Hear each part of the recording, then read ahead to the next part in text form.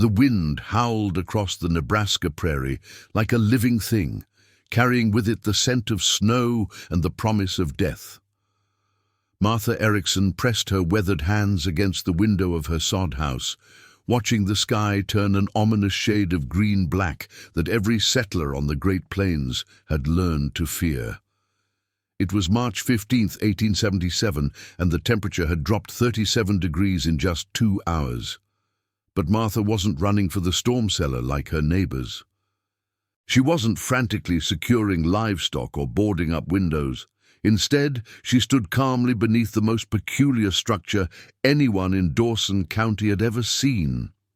A massive roof that extended 42 feet beyond her modest cabin walls, supported by thick cottonwood posts she'd cut and hauled herself the previous summer. The neighbors had called her crazy. "Crazy Swede," they'd muttered behind cupped hands at the general store. Hans Muller, who'd homesteaded the next quarter section over, had shaken his head in disgust. "Waste of good timber," he'd declared. "Woman's got no sense about prairie living." Even Pastor Lindquist had suggested during Sunday service that perhaps the isolation was affecting Martha's judgment. They'd all laughed when she'd spent 6 back-breaking weeks building what they mockingly called Martha's Folly. They'd pointed fingers when she'd sacrificed her entire first wheat crop's proceeds to buy additional lumber from the railroad depot in Grand Island. They'd whispered that a woman living alone, 3 miles from the nearest neighbor, had finally succumbed to prairie madness.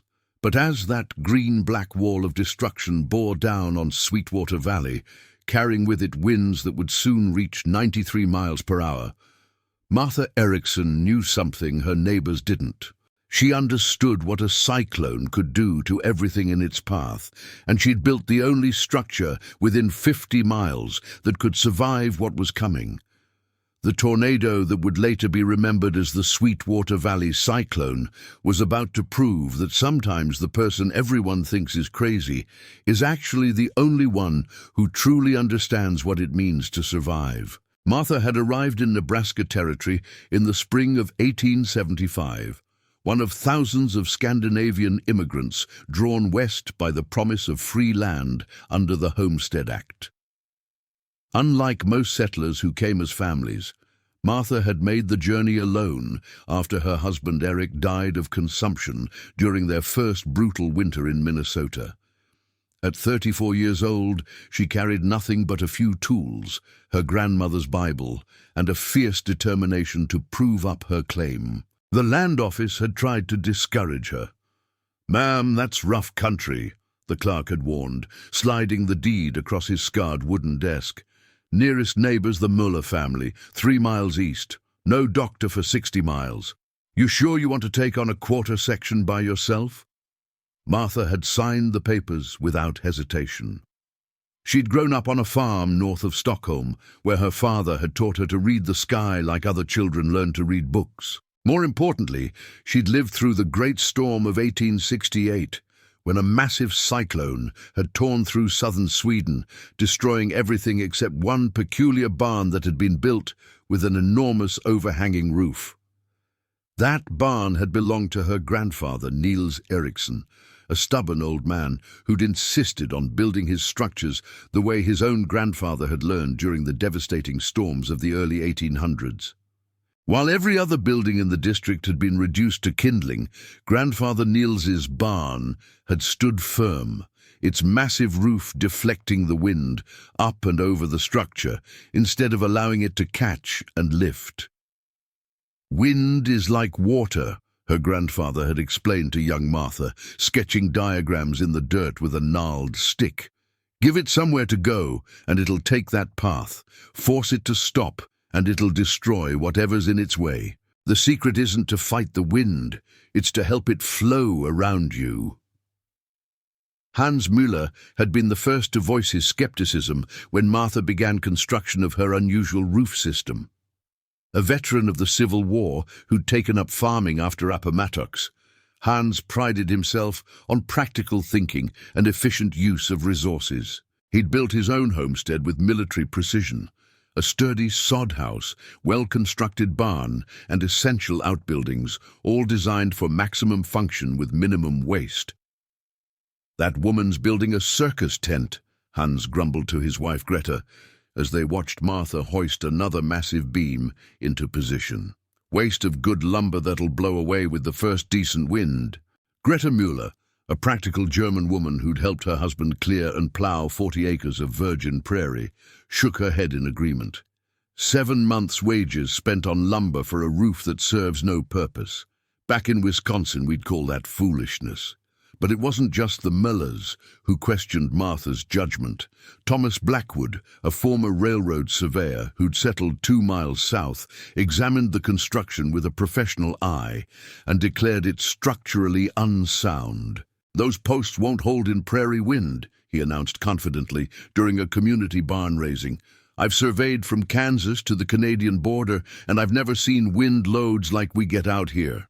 That contraption will come down in the first good storm and likely take the cabin with it." Even Martha's closest neighbor, Sarah Chen, whose Chinese immigrant family had established a small market garden operation, expressed gentle concern. "Martha, friend," Sarah had said in her careful English, "big roof, catch much wind, maybe danger for small house." The criticism intensified as autumn approached, and Martha's wheat crop, her only source of income for the year, was harvested and sold to pay for additional materials. Instead of banking the proceeds for winter supplies like every other settler, Martha purchased more lumber, iron brackets, and specialized hardware from Grand Island. "She's going to starve herself building that monstrosity," declared Reverend Lindquist during a Ladies' Aid Society meeting.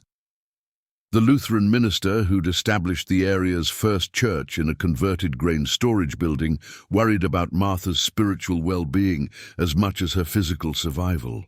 "Pride goeth before a fall, and that woman's pride is going to be the death of her."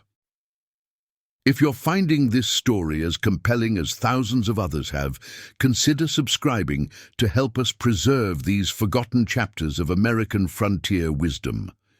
These stories of innovation and survival shaped our nation, and they deserve to be remembered and shared with future generations.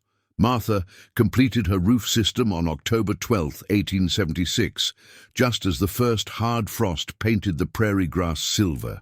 The structure was magnificent in its peculiar way. A massive wooden canopy that extended 42 feet beyond her cabin walls on all sides, supported by 12 thick cottonwood posts sunk 4 feet deep and braced with a complex network of angled supports. The roof itself was a marvel of engineering intuition. Instead of a simple flat or peak design, Martha had created a subtle curve that rose 7 feet above her cabin's ridgeline at its center, then swept down in a gentle arc to just 9 feet above ground level at its outer edges. The underside was lined with rough-hewn planks that created a series of channels designed to direct airflow up and away from the protected area beneath. But the roof was only part of Martha's innovation. Beneath this protective canopy, she'd created what amounted to an outdoor room, a covered space where she could work regardless of weather conditions. Here she'd built her forge, her woodworking bench, her root cellar entrance, and her well. Everything essential to survival was protected under that massive roof. The technical specifications were impressive by any measure. Martha had used 847 board feet of pine lumber for the roof structure itself, plus another 312 board feet for the support framework.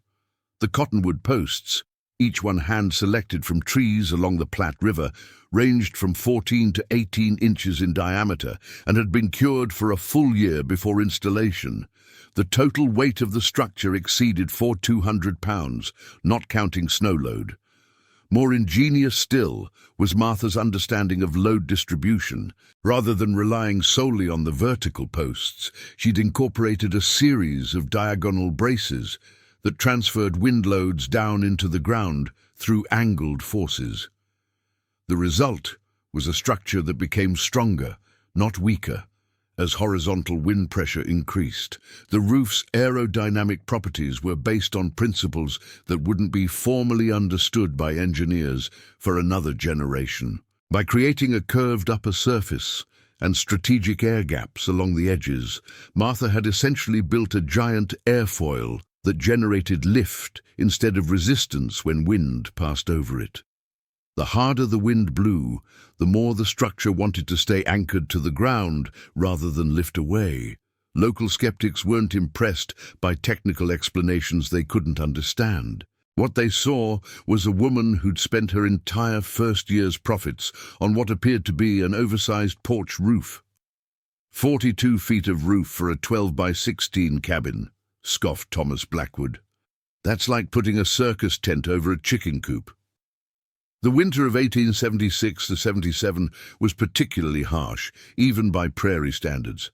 Temperatures dropped to 28 degrees below zero, and the constant wind made outdoor work nearly impossible.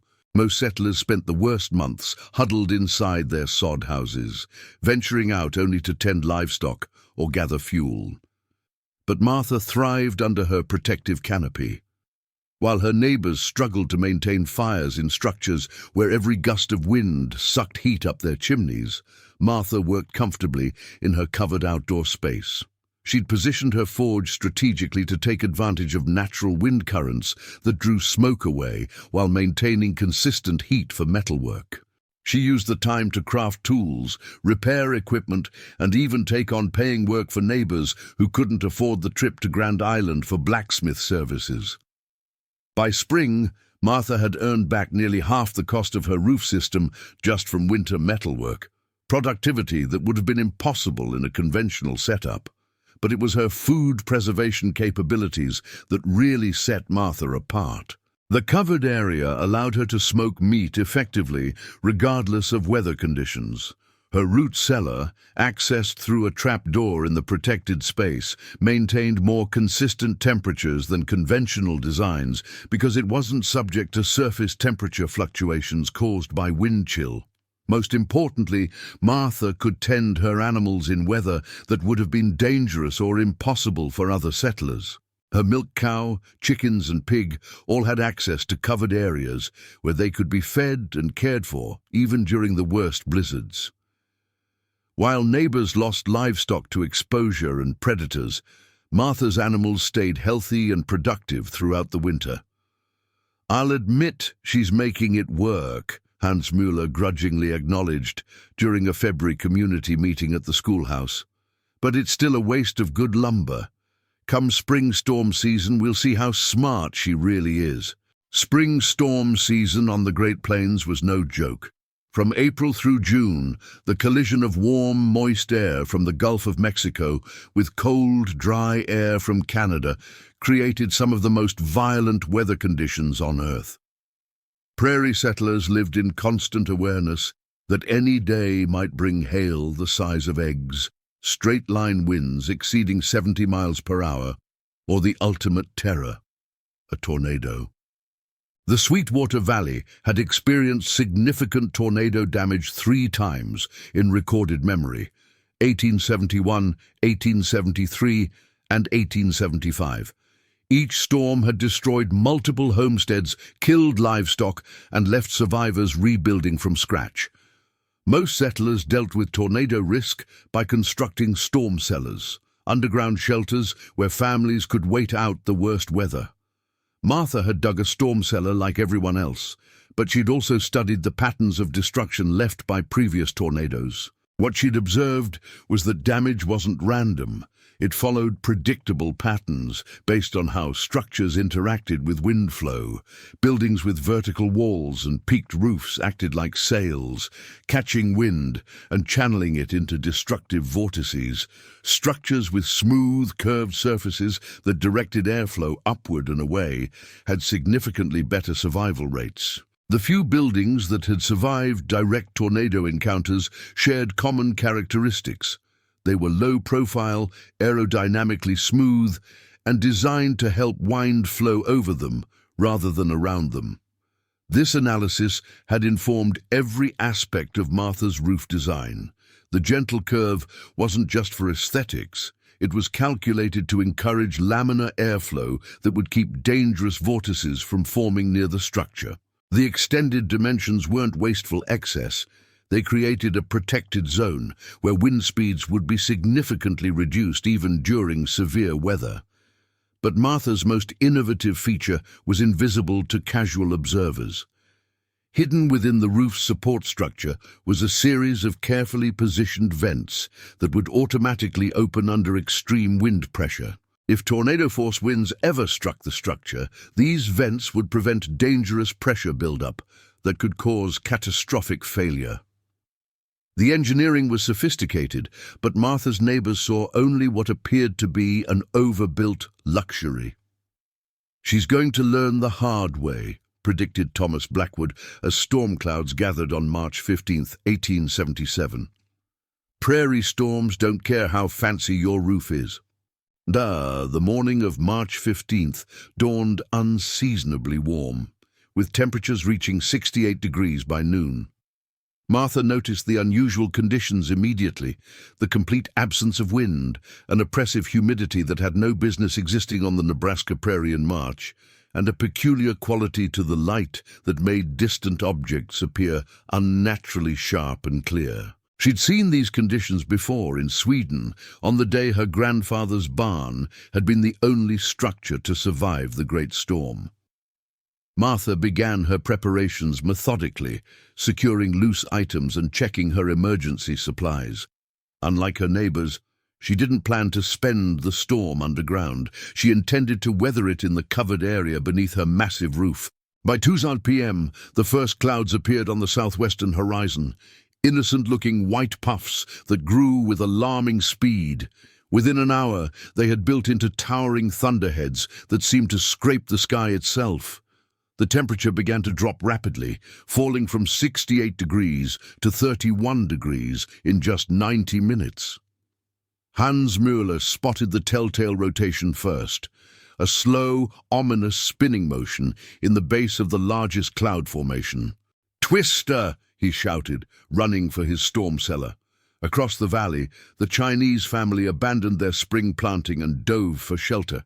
Thomas Blackwood, working on fence repairs, dropped his tools and sprinted for the safety of his dugout. But Martha remained above ground, standing calmly in the protected area beneath her enormous roof.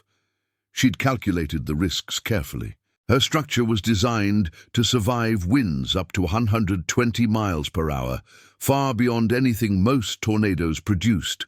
More importantly, the covered space provided visibility that an underground shelter couldn't match. If the storm's path shifted or conditions changed unexpectedly, she'd be able to respond accordingly. The tornado touched down at 3:47 p.m., approximately 2 miles southwest of Martha's homestead.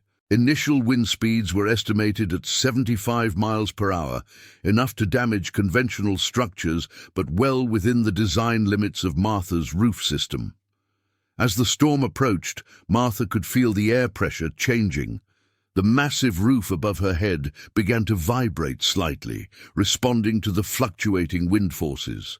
But instead of fighting the storm, the structure seemed to dance with it. The curved design that neighbors had mocked was performing exactly as intended, channeling violent winds up and over the protected area in smooth, predictable flows.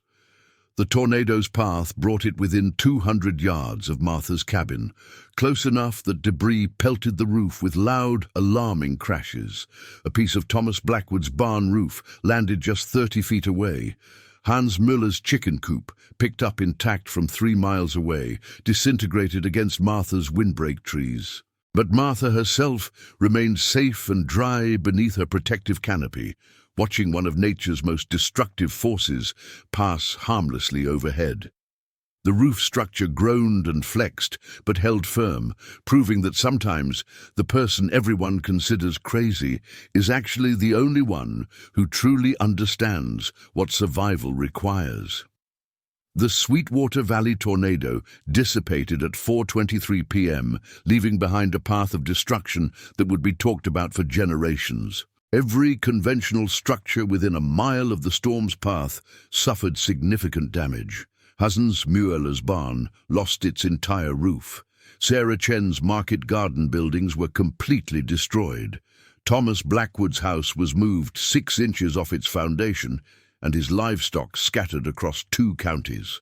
Total damage in the immediate area exceeded $12,000, a fortune by 1877 standards. 3 families lost their entire year's seed money and would have to start over from nothing. Several homesteaders, discouraged by the devastation, abandoned their claims and returned east. But Martha's homestead was virtually untouched. A few broken tree branches, some scattered debris, and minor damage to her windbreak were the only evidence that a major tornado had passed within 200 yards of her cabin. Her livestock were unharmed, her buildings intact, and her spring planting undisturbed. The proof was undeniable, but it took time for the full implications to sink in. When Hans Miller emerged from his storm cellar to survey the wreckage of his farm, he found Martha calmly milking her cow in the covered area beneath her massive roof. The contrast couldn't have been more stark. Devastation on one side, tranquil normalcy on the other. "I'll be damned," Hans muttered, staring at the scene in amazement.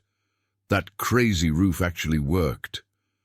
Thomas Blackwood, whose professional reputation had suffered a significant blow, was more direct in his assessment. "I was wrong," he admitted publicly during the next community meeting. "Dead wrong. That woman understood something the rest of us missed entirely." Even Reverend Lindquist revised his theological interpretation. "Perhaps," he suggested during the following Sunday's service, "we witnessed not pride going before a fall, but wisdom triumphing over conventional thinking. Sometimes the Lord works through those who see what others cannot." The story of Martha's survival spread quickly throughout the region. Newspaper accounts appeared in the Grand Island Independent and the Nebraska State Journal. Railroad surveyors and government land agents made special trips to examine the innovative roof structure. By summer's end, Martha had received visitors from as far away as Kansas and Colorado, all seeking to understand the engineering principles that had saved her life. If this story resonates with you, please subscribe to help us document and preserve these remarkable examples of frontier innovation.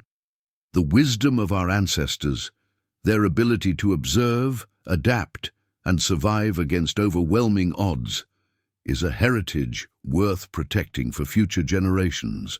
The practical impact of Martha's innovation extended far beyond her own survival. Within 2 years, modified versions of her roof design were being constructed throughout tornado-prone regions of the Great Plains.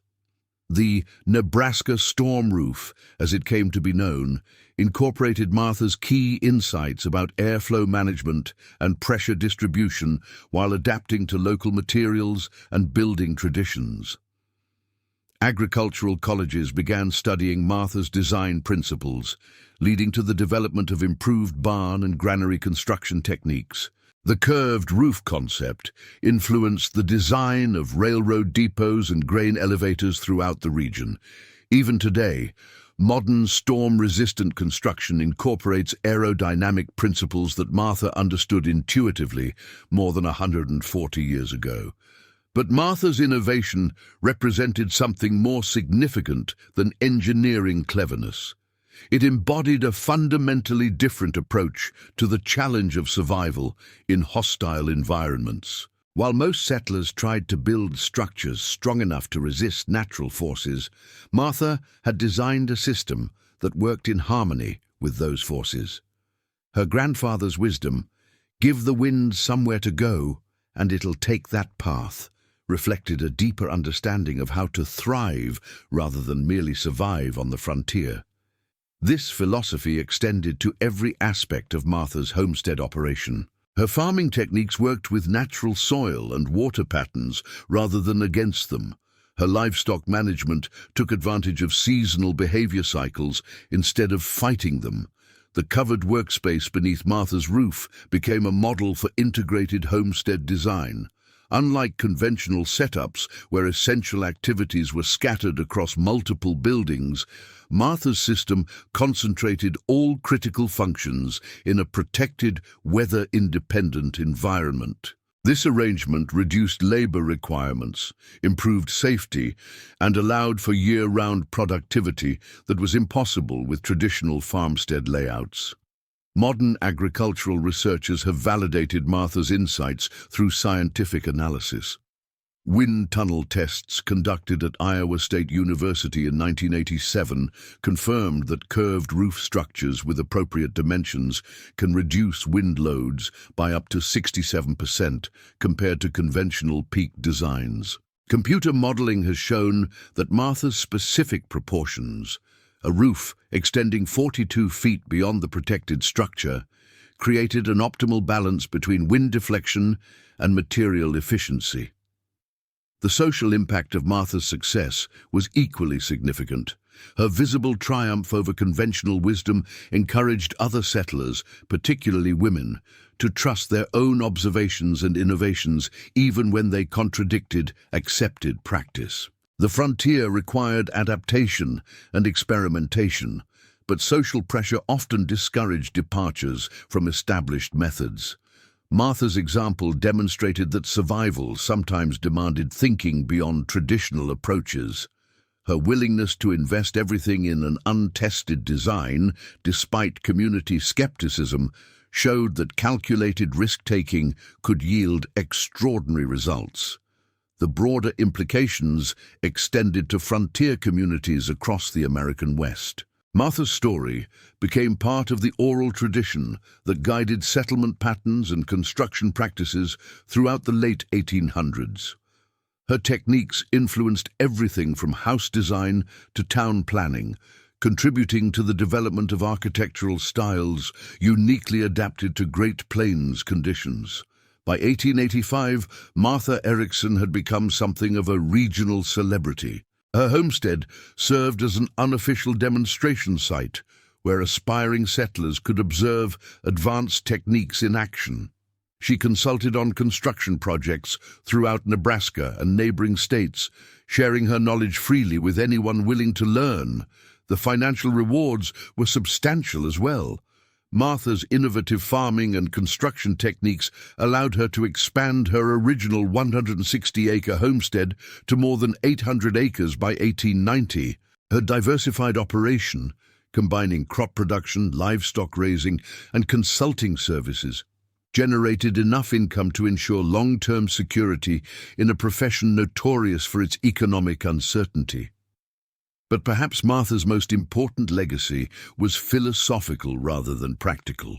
She had proven that survival on the frontier required more than endurance and determination. It demanded observation, analysis, and the courage to act on insights that others might not understand or accept. This lesson resonated far beyond the immediate challenges of prairie life. Martha's story became part of the larger narrative of American innovation. The idea that progress comes from individuals willing to think independently and test unconventional solutions against real-world challenges. Her approach embodied values that would later be recognized as quintessentially American. Pragmatic problem-solving, willingness to challenge authority, and faith in the power of individual initiative to overcome systemic obstacles. Martha Erickson represented the frontier spirit at its most effective, not reckless bravado, but intelligent adaptation based on careful observation and calculated risk. The tornado that could have ended her story instead became the event that validated everything she had worked to achieve. In a landscape where survival often depended on luck as much as skill, Martha had created her own good fortune through preparation, innovation, and an unshakable commitment to her vision. Today, Martha's homestead site is marked by a small historical plaque installed by the Dawson County Historical Society. The original cabin is long gone, but careful observers can still detect the outline of where those 12 massive support posts once stood.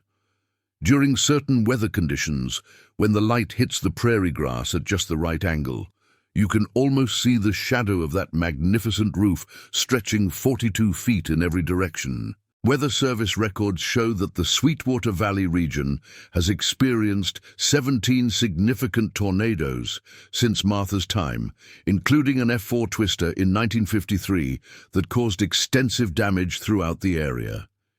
Each storm serves as a reminder of the forces Martha chose to understand rather than simply fear. Modern meteorologists, armed with Doppler radar and computer modeling systems, have confirmed what Martha somehow knew intuitively: that the interaction between structures and severe weather follows predictable patterns.